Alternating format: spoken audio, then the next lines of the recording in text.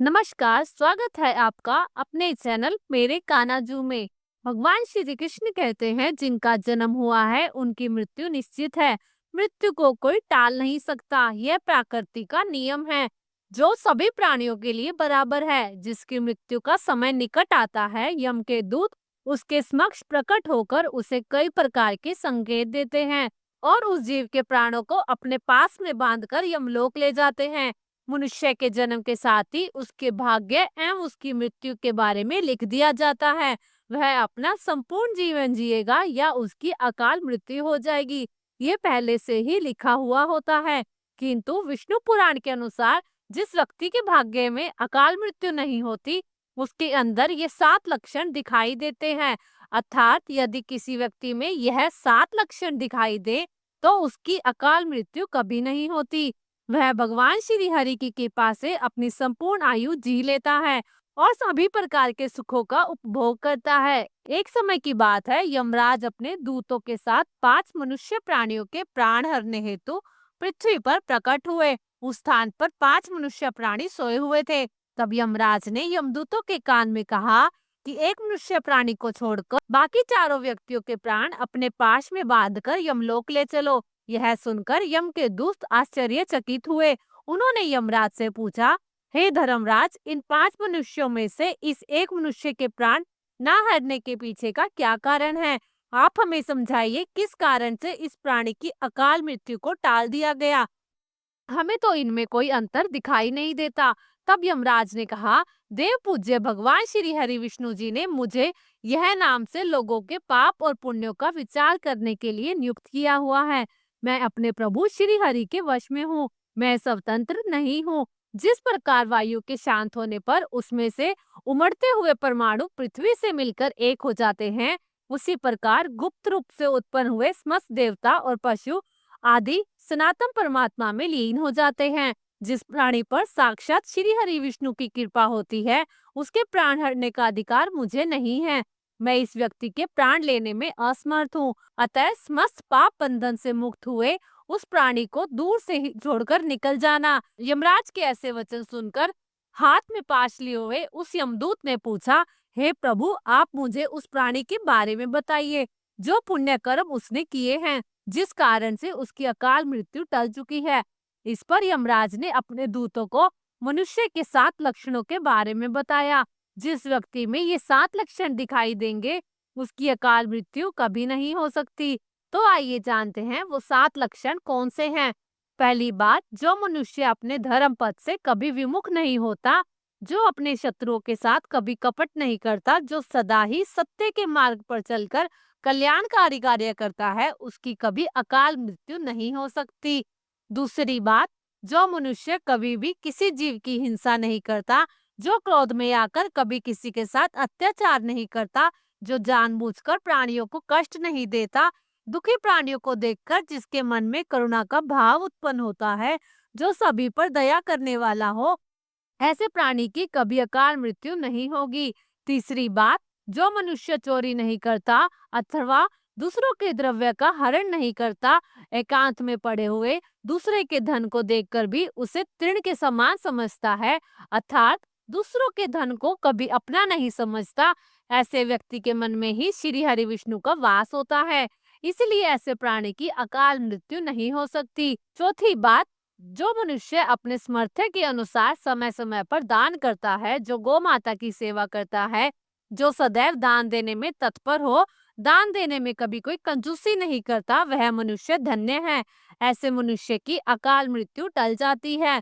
पांचवा लक्षण, जो पुरुष दूसरों की निंदा, चुगली अथवा मिथ्या वचन नहीं कहता, जिससे दूसरों के मन को ठेस पहुंचे, जो किसी अपाहिज व्यक्ति की अवहेलना नहीं करता, सभी का सम्मान करता है, उस व्यक्ति की अकाल मृत्यु नहीं होती।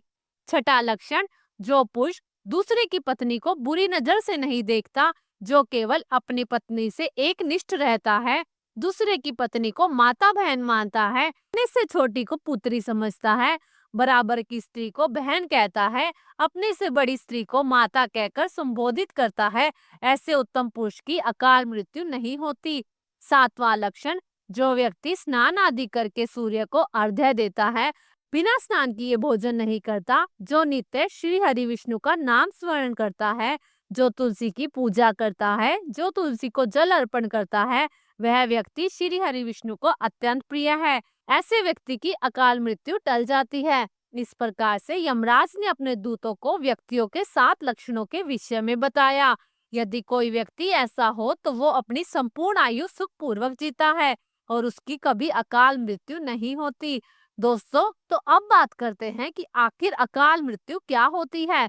गरुड़ पुराण के अनुसार यदि किसी व्यक्ति की मौत जहर पीकर, फांसी लगाकर, भूख से पीड़ित होकर, आग से जलने पर या किसी हिंसक प्राणी द्वारा जल में डूबने से या फिर किसी दुर्घटना के कारण, किसी जहरीले सांप या बिच्छू के काटने से या फिर आत्महत्या करने से होती है, तो वह मृत्यु भी अकाल मृत्यु कहलाती है।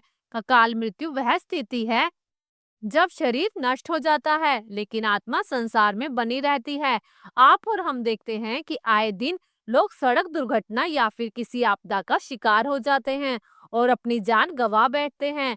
ऐसी मौतों को धर्मशास्त्रों में अकाल मृत्यु का दर्जा दिया गया है। अकाल मृत्यु किसे और क्यों होती है? एक अटल सच्चाई की धरती पर जिस भी प्राणी ने जन्म लिया है उसकी मौत होना तय है। यह एक ऐसा सच है जिसे बदला नहीं जा सकता। हम सभी जानते हैं कि पृथ्वी लोक में प्राणियों की संख्या इतनी है कि हर दिन किसी न किसी की मृत्यु होती है और यह जरूरी भी है।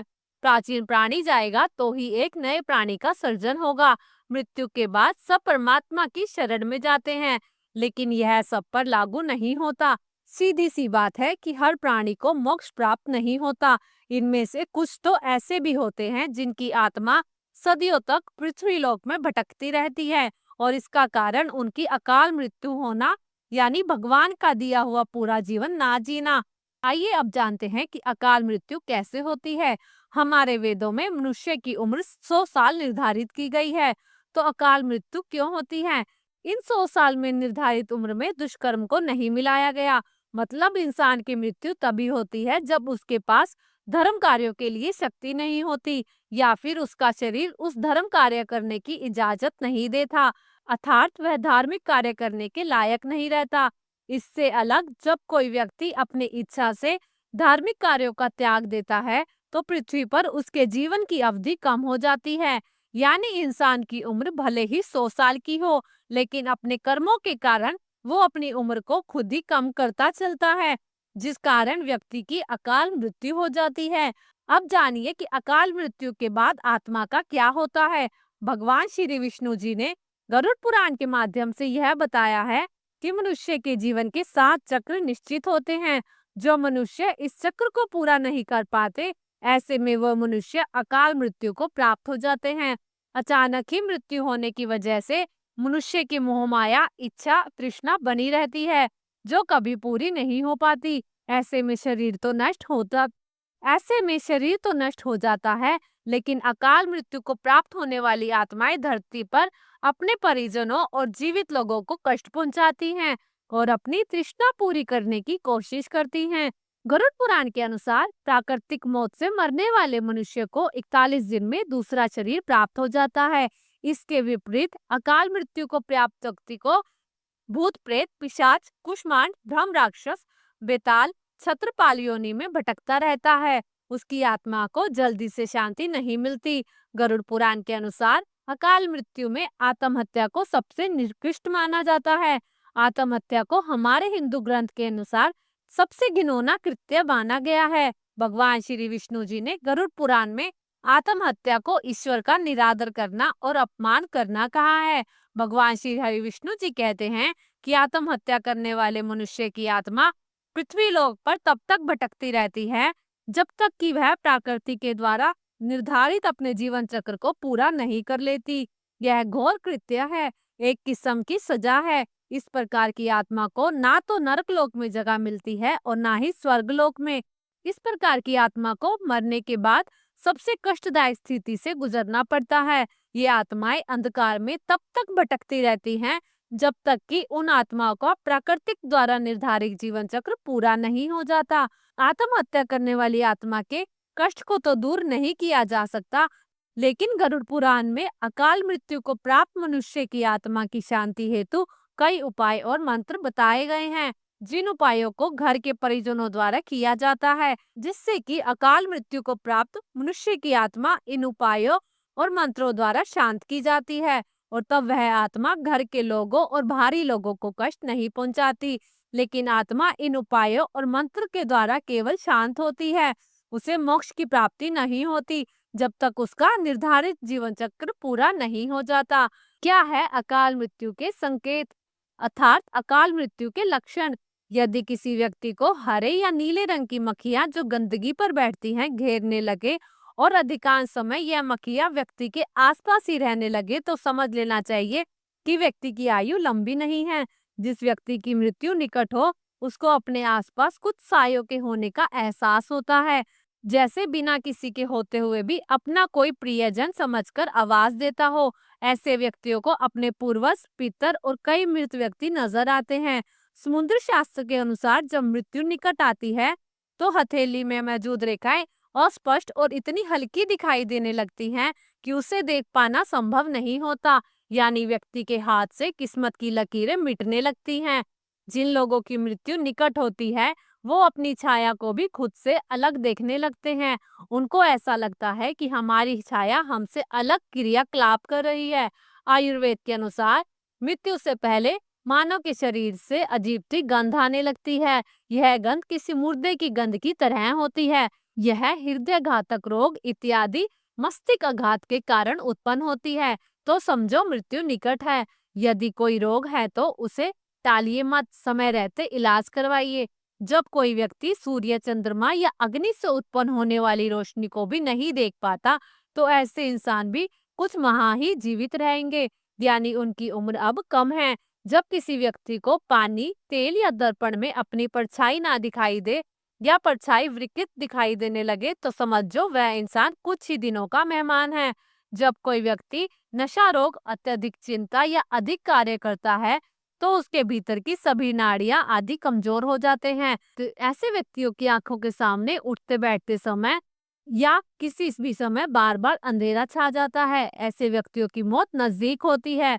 आशा करती हूँ गरुड़ पुराण के अनुसार अकाल मृत्यु से जुड़ी ये जानकारी आपको पसंद आई होगी। अगर आपको यह जानकारी अच्छी लगी तो वीडियो को लाइक जरूर करें और कमेंट में जय श्री कृष्णा जरूर लिखिए। साथ ही चैनल को सब्सक्राइब जरूर करें। धन्यवाद।